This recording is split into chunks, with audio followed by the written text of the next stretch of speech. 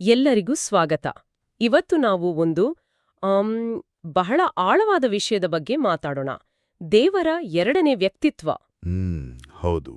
ನಮಗೆ ಸಿಕ್ಕಿರೋ ಮೂಲಗಳು ದೇವತಾಶಾಸ್ತ್ರದ ಕೆಲವು ತುಂಬಾನೇ ಸಂಕೀರ್ಣವಾದ ವಿಚಾರಗಳನ್ನು ನಮ್ಮ ಮುಂದಿಡ್ತವೆ. ಆದರೆ ಶುರು ಮಾಡೋಕ್ಕೂ ಮುಂಚೆ ನನ್ನ ತಲೆಯಲ್ಲಿ ಒಂದು ಪ್ರಶ್ನೆ ಓಡ್ತಿದೆ. ಹೇಳಿ. ಸರ್ವಶಕ್ತನಾದ ದೇವರಿಗೆ ಅಧಿಕಾರವನ್ನ ಗಳಿಸುವ ಅಥವಾ ಪಡೆಯುವ ಅಗತ್ಯವಾದ್ರೂ ಏನಿತ್ತು? ಕರೆಕ್ಟ್. ಎಲ್ಲವೂ ಆತನದೇ ಆಗಿರುವಾಗ ಆತ ಯಾಕೆ ಮನುಷ್ಯನಾಗಿ ಬಂದು ಏನನ್ನೋ ಸಾಧಿಸಬೇಕಿತ್ತು? ಈ ವಿರೋಧಾಭಾಸದ ಹಿಂದಿರೋ ಕಥೆಯನ್ನೇ ಇವತ್ತು ನಾವು ಬಿಚ್ಚಿಡೋಕೆ ಹೊರಟಿರೋದು. ಹೌದು. ಇದು ಮೇಲ್ನೋಟಕ್ಕೆ ಒಂದು ದೊಡ್ಡ ವಿರೋಧಾಭಾಸದಂತೆ ಕಾಣುತ್ತೆ. ಆಕ್ಚುಲಿ ಅನಂತವಾದದ್ದು ಯಾಕೆ ಸೀಮಿತವಾಗಬೇಕು? ಸರ್ವಶಕ್ತನು ಯಾಕೆ ಶಕ್ತಿಹೀನನಂತೆ ಕಾಣಿಸ್ಕೊಳ್ಬೇಕು? ಈ ಪ್ರಶ್ನೆಗಳಿಗೆ ಉತ್ತರ ಹುಡುಕ್ತಾ ಹೋದಾಗ ನಮಗೆ ಅಧಿಕಾರ, ತ್ಯಾಗ ಮತ್ತು ಪ್ರೀತಿಯ ಬಗ್ಗೆ ನಮ್ಮ ಮೂಲಗಳು ಏನು ಹೇಳ್ತವೆ ಅನ್ನೋದು ಅರ್ಥವಾಗುತ್ತೆ. ಸರಿ, ಹಾಗಾದ್ರೆ ಶುರು ಮಾಡೋಣ. ಮೊದಲಿಗೆ ದೇವರ ಎರಡನೇ ವ್ಯಕ್ತಿತ್ವ ಅಂತ ಶುರು ಮಾಡಿದ್ವಿ. ಕೇಳುಗರಿಗೆ ಗೊಂದಲ ಆಗ್ಬಾರ್ದು. ಇಲ್ಲಿ ವ್ಯಕ್ತಿತ್ವ ಅಥವಾ ಪರ್ಸನ್ ಅಂದ್ರೆ ನೀವು ಮಾತಾಡೋ ತರ ಬೇರೆ ಬೇರೆ ವ್ಯಕ್ತಿಗಳ ಅಥವಾ ಅದಕ್ಕೆ ಬೇರೆ ಅರ್ಥ ಇದೆಯಾ? ಒಳ್ಳೆ ಪ್ರಶ್ನೆ. ಇಲ್ಲಿ ವ್ಯಕ್ತಿತ್ವ ಅಂದ್ರೆ ಮೂರು ಬೇರೆ ಬೇರೆ ದೇವರುಗಳು ಅಂತ ಖಂಡಿತ ಅಲ್ಲ. ಇದೊಂದು ದೇವತಾಶಾಸ್ತ್ರದ ಪರಿಕಲ್ಪನೆ. ದೇವರ ಏಕಸ್ವರೂಪದಲ್ಲಿರುವ ಮೂರು ವಿಭಿನ್ನ ಅಸ್ತಿತ್ವದ ಮುಖಗಳು ಅಂತ ಹೇಳಬಹುದು. ತಂದೆ, ಮಗ ಮತ್ತು ಪವಿತ್ರಾತ್ಮ. ಇವತ್ತಿನ ನಮ್ಮ ಚರ್ಚೆ ಮಗನಾದ ಎರಡನೇ ವ್ಯಕ್ತಿತ್ವದ ಬಗ್ಗೆ. ಓಕೆ, ಸ್ಪಷ್ಟವಾಯ್ತು. ಹಾಗಾದ್ರೆ ನಮ್ಮ ಚರ್ಚೆಯ ಮೊದಲ ಭಾಗಕ್ಕೆ ಬರೋಣ. ಕಾಲ ಮತ್ತು ದೇಶ ಅಂದ್ರೆ ಟೈಮ್ ಅಂಡ್ ಸ್ಪೇಸ್. ಈ ಮೂಲಗಳ ಪ್ರಕಾರ ಕಾಲ ಮತ್ತು ದೇಶ ದೇವರ ಸೃಷ್ಟಿ. ಅಂದ್ರೆ ಅದಕ್ಕೊಂದು ಆರಂಭ ಇದೆ. ಆದ್ರೆ ದೇವರ ಎರಡನೇ ವ್ಯಕ್ತಿತ್ವ ಸದಾ ಅಸ್ತಿತ್ವದಲ್ಲಿದ್ರು ಅಂತ ಹೇಳಲಾಗುತ್ತೆ. ಇದು ಹೇಗೆ ಸಾಧ್ಯ? ಇದನ್ನ ಹೀಗೆ ಅರ್ಥ ಮಾಡ್ಕೊಳ್ಬಹುದು. ಈಗ ಕಾಲ ಮತ್ತು ದೇಶ ಒಂದು ದೊಡ್ಡ ಗುಳ್ಳೆ, ಒಂದು ಬಬಲ್ ಅನ್ಕೊಳ್ಳಿ. ಓಕೆ. ಆ ಗುಳ್ಳೆಯ ಒಳಗೆ ಇರೋದಕ್ಕೆಲ್ಲ ಒಂದು ಆರಂಭ, ಒಂದು ಅಂತ್ಯ ಇರುತ್ತೆ. ಯಾಕಂದ್ರೆ ಅವೆಲ್ಲವೂ ಕಾಲದ ನಿಯಮಕ್ಕೆ ಒಳಪಟ್ಟಿವೆ. ನಮ್ಮ ಮೂಲಗಳು ಹೇಳೋದೇನೆಂದ್ರೆ ದೇವರು ಈ ಗುಳ್ಳೆಯನ್ನು ಸೃಷ್ಟಿ ಮಾಡಿದವರು. ಹಾಗಾಗಿ ಅವರು ಗುಳ್ಳೆಯ ಒಳಗಿಲ್ಲ, ಹೊರಗಿದ್ದಾರೆ. ಅಂದ್ರೆ ದೇವರ ಎರಡನೇ ವ್ಯಕ್ತಿತ್ವ ಈ ಟೈಮ್ ಸ್ಪೇಸ್ ಅನ್ನೋ ಗುಳ್ಳೆಗೆ ಸೀಮಿತವಾಗಿಲ್ಲ. ಕರೆಕ್ಟ್. ಒಂದು ವೇಳೆ ಅವರಿಗೂ ಒಂದು ಆರಂಭ ಇದ್ದಿದ್ರೆ ಅವರು ಆ ಗುಳ್ಳೆ ಒಳಗಿನ ಸೃಷ್ಟಿ ಆಗ್ತಿದ್ರು, ದೇವರಲ್ಲ. ಬದಲಾಗಿ ಮೂಲಗಳು ಹೇಳುವಂತೆ ಅವರೇ ಈ ಕಾಲ ಮತ್ತು ದೇಶದ ಗುಳ್ಳೆಯನ್ನ ತಮ್ಮ ಶಕ್ತಿಯಿಂದ ಹಿಡಿದಿಟ್ಕೊಂಡಿದ್ದಾರೆ. ಅದಿಲ್ಲದಿದ್ರೆ ಈ ಸೃಷ್ಟಿಯೇ ಇರೋದಿಲ್ಲ. ಅದಕ್ಕಾಗಿ ಅವರನ್ನ ನಿನ್ನೆ, ಇಂದು ಮತ್ತು ಎಂದೆಂದಿಗೂ ಒಂದೇ ರೀತಿ ಇರುವರು ಅಂತ ಕರೆಯಲಾಗುತ್ತೆ. ಅವರ ಅಸ್ತಿತ್ವ ಕಾಲಕ್ಕೆ ಭಾಗವಾಗಿಲ್ಲ. ವಾವ್! ಅಂದ್ರೆ ಇಡೀ ಬ್ರಹ್ಮಾಂಡದ ಅಸ್ತಿತ್ವಕ್ಕೆ ಅವರೇ ಆಧಾರ ಅಂತಾಯಿತು. ಹಾಗಾದ್ರೆ ಈ ರೀತಿ ಕಾಲ ದೇಶವನ್ನೇ ಮೀರಿದ ವ್ಯಕ್ತಿತ್ವ ಈ ಸೀಮಿತ ಜಗತ್ತಿನಲ್ಲಿ ನಮ್ಮ ಗುಳ್ಳೆಯ ಒಳಗೆ ತನ್ನನ್ನು ತಾನು ಹೇಗೆ ಪರಿಚಯಿಸಿಕೊಳ್ಳುತ್ತೆ? ಇಲ್ಲೇ ನಮ್ಮ ಮೂಲಗಳು ಹೆಸರು ಅನ್ನೋ ಕಾನ್ಸೆಪ್ಟ್ಗೆ ಬರ್ತವೆ ಅಲ್ಲ? ಹೌದು, ಅದೇ ಪಾಯಿಂಟ್. ದೇವರು ಸಿಂಹಾಸನದ ಮೇಲೆ ಒಂದು ಹೆಸರನ್ನು ಇರಿಸಿದ್ದಾರೆ. ಅದು ಎಲ್ಲಕ್ಕಿಂತ ಶ್ರೇಷ್ಠ ಅಂತ ಮೂಲಗಳಲ್ಲಿ ಉಲ್ಲೇಖಿಸಲಾಗಿದೆ. ಇಲ್ಲಿ ಹೆಸರು ಅಂದ್ರೆ ಕೇವಲ ಒಂದು ಗುರುತಿನ ಚೀಟಿಯಲ್ಲ. ಅದು ಅಧಿಕಾರ, ಸ್ವರೂಪ ಮತ್ತು ಶಕ್ತಿಯ ಪ್ರತೀಕ. ದೇವರು ಅನಂತ, ಆದರೆ ಅವರ ಸೃಷ್ಟಿ ಸೀಮಿತ. ಈ ಸೀಮಿತ ಜಗತ್ತಿನಲ್ಲಿ ಕಾಲ ಮತ್ತು ದೇಶದೊಳಗೆ ದೇವರ ಸಂಪೂರ್ಣ ಅಧಿಕಾರವನ್ನು ಪ್ರತಿನಿಧಿಸುವ ಮಾಧ್ಯಮವೇ ಈ ಹೆಸರು. ಅಂದ್ರೆ ಆ ಹೆಸರಿಗೆ ದೇವರಷ್ಟೇ ಶಕ್ತಿ ಇರುತ್ತಾ? ಒಂದು ರೀತಿಯಲ್ಲಿ ಹೌದು. ಸೃಷ್ಟಿಗಳು ಆ ಹೆಸರಿಗೆ ನಮಸ್ಕರಿಸುತ್ತವೆ, ಆ ಹೆಸರಿನ ಮೂಲಕವೇ ದೇವರನ್ನು ಆರಾಧಿಸುತ್ತವೆ.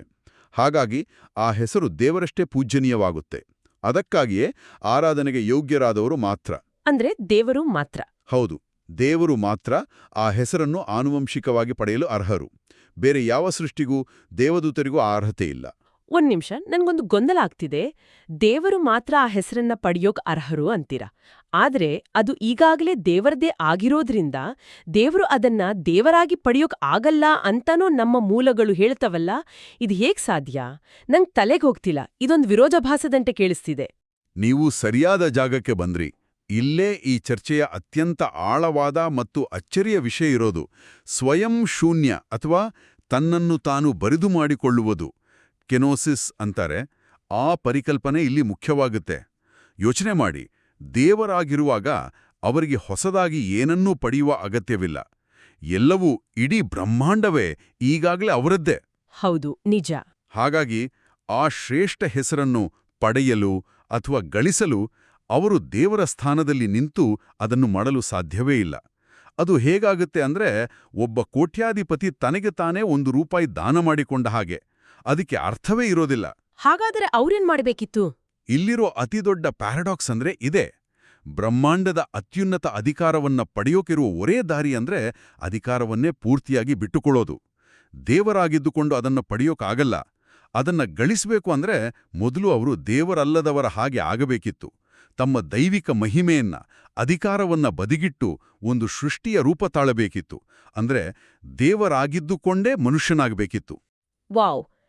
ಇದು ಅಧಿಕಾರದ ಬಗ್ಗೆ ನಮ್ಮ ಕಲ್ಪನೆಯನ್ನೇ ತಲೆಕೆಳಗಾಗಿಸುವ ಯೋಚನೆ. ಅಂದ್ರೆ ಅಧಿಕಾರವನ್ನು ಹೇರುವುದಕ್ಕಿಂತ ಅದನ್ನು ತ್ಯಾಗ ಮಾಡುವುದರಲ್ಲೇ ನಿಜವಾದ ಶ್ರೇಷ್ಠತೆ ಇದೆ ಅಂತಾಯಿತು. ಅನಂತವಾದದ್ದು ಸೀಮಿತವಾಗುವುದು. ಇದೊಂದು ದೊಡ್ಡ ತ್ಯಾಗ. ಖಂಡಿತ. ಈಗ ನಾವು ನಿರ್ದಿಷ್ಟ ಹೆಸರುಗಳ ಬಗ್ಗೆ ಮಾತಾಡಿದ್ರೆ ಇದು ಇನ್ನಷ್ಟು ಸ್ಪಷ್ಟವಾಗುತ್ತೆ. ನಮ್ಮ ಮೂಲಗಳಲ್ಲಿ ಯೆಹೋವ, ಯಾವೆ ಮತ್ತು ಯೇಸು, ಜೀಸಸ್ ಎಂಬ 2 ಪ್ರಮುಖ ಹೆಸರುಗಳಿವೆ. ಹೌದು. ಈ ಹೆಸರುಗಳ ಅರ್ಥವೇನು ಮತ್ತು ಅವುಗಳ ನಡುವಿನ ಸಂಬಂಧವೇನು? ಯೆಹೋವ ಅನ್ನೋದು ಹೀಬ್ರೂ ಭಾಷೆಯ ಪದ. ಅದರ ಅಕ್ಷರಶಃ ಅರ್ಥ ನಾನು ಇರುವನಾಗಿರುತ್ತೇನೆ, I will be what I will be, ಅಥವಾ ಸರಳವಾಗಿ ಅಸ್ತಿತ್ವದಲ್ಲಿರುವನು, ದ ಒನ್ ಹೂ ಈಸ್. ಇದು ದೇವರ ಶಾಶ್ವತ ಮತ್ತು ಸ್ವಯಂ ಅಸ್ತಿತ್ವವನ್ನು ಸೂಚಿಸುತ್ತೆ. ಕಾಲಕ್ಕೂ ಮುಂಚೆನಿಂದ ಇರುವನು ಅಂತ. ಓಕೆ, ಹಾಗಾದ್ರೆ ಯೇಸು ಅನ್ನೋ ಹೆಸರಿನ ಅರ್ಥ? ಯೇಸು ಅನ್ನೋದು ಯೆಹೋಶುವ ಅನ್ನೋ ಹೀಬ್ರೂ ಹೆಸರಿನ ಗ್ರೀಕ್ ರೂಪ. ಅದರ ಅರ್ಥ ಯೆಹೋವನೇ ರಕ್ಷಣೆ ಅಥವಾ ಅಸ್ತಿತ್ವದಲ್ಲಿರುವನೇ ರಕ್ಷಣೆ ಅಂತ. ಇಲ್ಲಿ ಗಮನಿಸಬೇಕಾದ ಪ್ರಮುಖ ಅಂಶವೆಂದರೆ ನಮ್ಮ ಮೂಲಗಳು ಹೇಳುವ ಪ್ರಕಾರ ಈ ಯೇಸು ಎಂಬ ಹೆಸರೇ ಆ ಎಲ್ಲಕ್ಕಿಂತ ಶ್ರೇಷ್ಠವಾದ ಹೆಸರು, ದೇವರು ಸಿಂಹಾಸನದ ಮೇಲೆ ಇಟ್ಟ ಹೆಸರು. ಇಂಟ್ರೆಸ್ಟಿಂಗ್. ಹಾಗಾದ್ರೆ ಯೇಸು ಎಂಬ ಹೆಸರನ್ನು ಪಡೆಯಲು ನಿರ್ದಿಷ್ಟ ಅರ್ಹತೆಗಳಿರಬೇಕಲ್ಲವೇ? ಅದನ್ನು ಯಾರು ಬೇಕಾದರೂ ಪಡೆಯಬಹುದೇ? ಖಂಡಿತ ಇಲ್ಲ. ಮೂಲಗಳ ಪ್ರಕಾರ ಆ ಹೆಸರಿಗೆ 3 ಅತ್ಯಂತ ಕಠಿಣವಾದ ಅರ್ಹತೆಗಳಿವೆ. ಯಾರು ಈ 3 ಪೂರೈಸುತ್ತಾರೋ ಅವರು ಮಾತ್ರ ಆ ಹೆಸರಿಗೆ ಅರ್ಹರು. ಮೊದಲನೆಯ ಅರ್ಹತೆ, ಅವರು ಮೂಲತಃ ಅಸ್ತಿತ್ವದಲ್ಲಿರುವವನು ಅಂದ್ರೆ ಯೆಹೋವ ಆಗಿರಬೇಕು. ಯಾಕಂದ್ರೆ ಯೇಸು ಹೆಸರಿನಲ್ಲೇ ಯೆಹೋವ ಎಂಬ ದೇವರ ಅಸ್ತಿತ್ವದ ಭಾಗ ಅಡಗಿದೆ. ಸರಿ, ಅದು ಮೊದಲನೆಯದು. ಎರಡನೇ ಅರ್ಹತೆ ಏನು? ಎರಡನೆಯದಾಗಿ ಅವರ ಉದ್ದೇಶ ರಕ್ಷಣೆಯಾಗಿರಬೇಕು. ಹೆಸರಿನ ಅರ್ಥವೇ ರಕ್ಷಣೆ ಎಂದಾಗಿರುವುದರಿಂದ ಅವರು ಸೃಷ್ಟಿಗರನ್ನು ರಕ್ಷಿಸಲು ಬಂದಿರಬೇಕು. ಕೇವಲ ಅಸ್ತಿತ್ವದಲ್ಲಿರುವವನು ಹಾಗಿದ್ರೆ ಸಾಲ್ದು, ರಕ್ಷಣೆಯ ಕಾರ್ಯದಲ್ಲಿ ತೊಡಗಿರಬೇಕು. ಮತ್ತು ಮೂರನೆಯದು, ನಾವು ಈಗಾಗಲೇ ಚರ್ಚೆ ಮಾಡಿದ ಸ್ವಯಂ ಶೂನ್ಯದ ಪರಿಕಲ್ಪನೆ ಅಲ್ಲವೇ? ನಿಖರವಾಗಿ.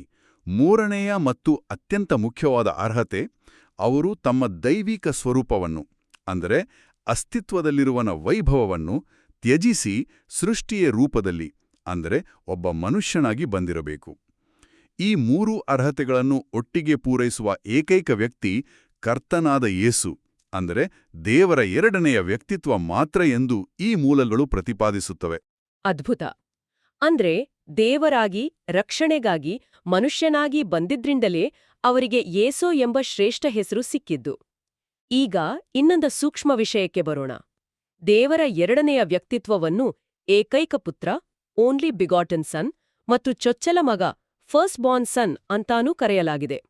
ಇವೆರಡೂ ಕೇಳೋಕೆ ಒಂದೇ ತರಹ ಅನ್ಸಿದ್ರೂ ಇವುಗಳ ನಡುವೆ ವ್ಯತ್ಯಾಸವಿದೆ ಅಂತ ನಮ್ಮ ಮೂಲಗಳು ಹೇಳ್ತವೆ. ಏನದು? ಹೌದು, ಇಲ್ಲಿ ಬಹಳ ಸೂಕ್ಷ್ಮವಾದ ಆದರೆ ಬಹಳ ಮುಖ್ಯವಾದ ದೇವತಾಶಾಸ್ತ್ರೀಯ ವ್ಯತ್ಯಾಸವಿದೆ. ಇದನ್ನ ಅರ್ಥ ಮಾಡ್ಕೊಳ್ಳೋಕೆ ಒಂದು ಸಣ್ಣ ಉದಾಹರಣೆ ತಗೊಳ್ಳೋಣ. ದಯವಿಟ್ಟು ಹೇಳಿ. ಒಬ್ಬ ರಾಜನಿಗೆ ಒಬ್ಬನೇ ಮಗ ಇದ್ದಾನೆ ಅಂದುಕೊಳ್ಳಿ. ಅವನು ಹುಟ್ಟಿನಿಂದಲೇ ಏಕೈಕ ಪುತ್ರ ಮತ್ತು ರಾಜ್ಯದ ಉತ್ತರಾಧಿಕಾರಿ. ಅವನ ಸ್ಥಾನ ಯಾರಿಗೂ ಸಿಗಲ್ಲ, ಅದು ಅನನ್ಯ. ಇದು ದೇವರ ಎರಡನೇ ವ್ಯಕ್ತಿತ್ವದ ಮೂಲ ಸ್ವರೂಪ. ಅವರು ದೈವಿಕವಾಡಿ ತಂದೆಯಾದ ದೇವರಿಂದ ಬಂದ ಏಕೈಕ ಮತ್ತು ಅನನ್ಯ ವ್ಯಕ್ತಿ. ಸರಿ, ಇದು ಏಕೈಕ ಪುತ್ರ ಅನ್ನೋ ಕಾನ್ಸೆಪ್ಟ್. ಹಾಗಾದ್ರೆ ಚೊಚ್ಚಲ ಮಗ ಅಂದ್ರೆ ಏನು? ಈಗ ಅದೇ ರಾಜ್ಯದಲ್ಲಿರೋ ಕೆಲವು ಅನಾಥ ಮಕ್ಕಳನ್ನು ದತ್ತು ತೆಗೆದುಕೊಳ್ಳುತ್ತಾನೆ ಅಂದುಕೊಳ್ಳಿ. ಆಗ ಆ ದತ್ತುಪುತ್ರರೆಲ್ಲ ಆ ರಾಜ್ಕುಮಾರ ಏನಾಗುತ್ತಾನೆ? ಅವರೆಲ್ಲರಿಗೂ ಅವನು ಅಣ್ಣ ಅಥವಾ ಹಿರಿಯ ಸಹೋದರನಾಗುತ್ತಾನೆ ಅಲ್ವಾ? ಹೌದು. ಆಗ ಅವನನ್ನು ಆ ದತ್ತುಪುತ್ರರ ದೃಷ್ಟಿಯಿಂದ ಚೊಚ್ಚಲ ಮಗ ಅಥವಾ ಮೊದಲಿಗ ಅಂತ ಕರೆಯಬಹುದು. ಈಗ ಅರ್ಥ ಆಯ್ತು. ಅಂದ್ರೆ ಅವನ ಮೂಲ ಸ್ಥಾನ ಏಕೈಕ ಪುತ್ರ ಅನ್ನೋದು ಬದಲಾಗಲ್ಲ, ಆದ್ರೆ ದತ್ತುಪುತ್ರರ ಜೊತೆಗಿನ ಸಂಬಂಧದಲ್ಲಿ ಅವನಿಗೆ ಚೊಚ್ಚಲ ಮಗ ಅನ್ನೋ ಹೊಸ ಪಾತ್ರ ಸಿಗುತ್ತೆ. ಕರೆಕ್ಟ್. ದೇವರ ಎರಡನೇ ವ್ಯಕ್ತಿತ್ವವು ಪುನರುತ್ಥಾನದ ಮೂಲಕ ಸಾವನ್ನು ಗೆದ್ದು ಹೊಸ ಸೃಷ್ಟಿಯ ಮೊದಲಿಗರಾದರು. ಅವರನ್ನು ನಂಬಿ ಅನುಸರಿಸುವ ಮನುಷ್ಯರು ದೇವರ ದತ್ತುಪುತ್ರರಾಗ್ತಾರೆ. ಈ ದತ್ತು ತೆಗೆದುಕೊಂಡ ಮಕ್ಕಳಾದ ನಮಗೋಸ್ಕರ ಆ ಏಕೈಕ ಪುತ್ರನೂ ಚೊಚ್ಚಲ ಮಗನೂ ಆಗ್ತಾರೆ. ಚೊಚ್ಚಲ ಎಂದ್ರೆ ಶ್ರೇಷ್ಠತೆ ಮತ್ತು ಮೊದಲ ಸ್ಥಾನವನ್ನು ಸೂಚಿಸುತ್ತೆ.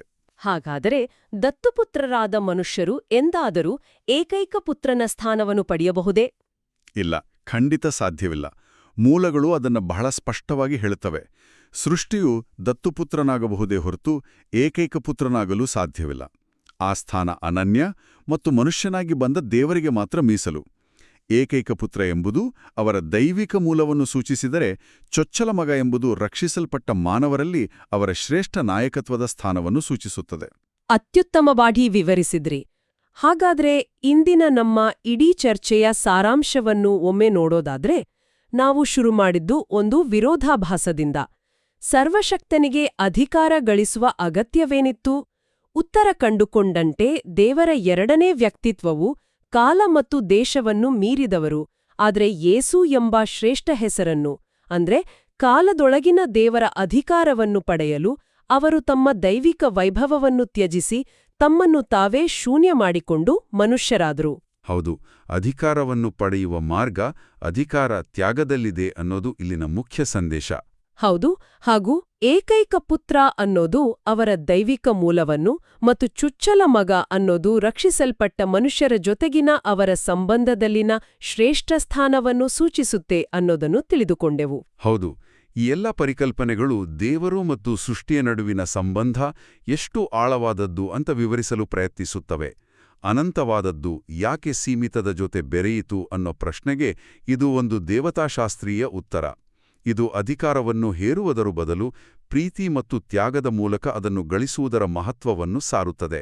ಖಂಡಿತ. ಈ ಅದ್ಭುತ ಚರ್ಚೆಯ ನಂತರ ಕೇಳುಗರು ಯೋಚಿಸುವುದಕ್ಕಾಗಿ ಒಂದು ಪ್ರಶ್ನೆಯನ್ನು ಬಿಟ್ಟು ಹೋಗೋಣ. ನಮ್ಮ ಮೂಲಗಳ ಪ್ರಕಾರ ದೇವರು ತಮ್ಮನ್ನು ತಾವು ಶೂನ್ಯ ಮಾಡಿಕೊಂಡಿದ್ದರಿಂದ ಸೃಷ್ಟಿಯೊಂದಿಗೆ ಒಂದು ಹೊಸ ಸಂಬಂಧ ಸಾಧ್ಯವಾಯಿತು. ಒಂದು ವೇಳೆ ಈ ಸ್ವಯಂ ತ್ಯಾಗದ ಹೆಜ್ಜೆ ಇಲ್ಲದಿದ್ದರೆ ದೇವರು ಮತ್ತು ಮನುಷ್ಯರ ನಡುವಿನ ಸಂಬಂಧ ಹೇಗಿರುತ್ತಿತ್ತು? ಕೇವಲ ಅಧಿಕಾರ ಮತ್ತು ಭಯದ ಮೇಲೆ ನಿಂತಿರುವ ಸಂಬಂಧಕ್ಕೂ ತ್ಯಾಗ ಮತ್ತು ಪ್ರೀತಿಯ ಮೇಲೆ ನಿಂತಿರುವ ಸಂಬಂಧಕ್ಕೂ ಇರುವ ವ್ಯತ್ಯಾಸವೇನು? ಇದರ ಬಗ್ಗೆ ಆಲೋಚಿಸುತ್ತೀರಿ?